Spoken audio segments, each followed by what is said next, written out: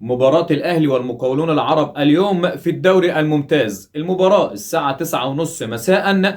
لجنة الحكام اختارت محمد الغازي حكما لمواجهة الأهلي والمقاولون العرب. المباراة مذاعة على قنوات اون سبورت. تعليق عصام عبده. قائمة النادي الأهلي بتشهد للمباراة الثانية على التوالي غياب كومش المهاجم الإفريقي الجديد وغياب محمد هاني عن القائمة.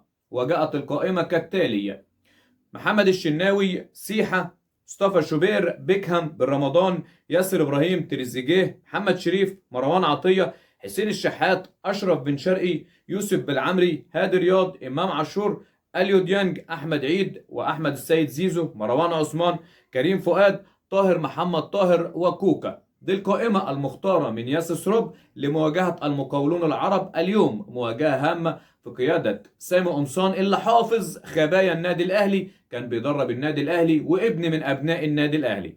مواجهة هامة بعد التعادل أمام زد، ولكن الأهلي النهاردة عليه الفوز من أجل مواصلة مطاردة نادي الزمالك على قمة الدوري الممتاز، والمنافسة القوية المشتعلة ما بين الأهلي وبيراميدز والزمالك وسيراميكا كليوباترا.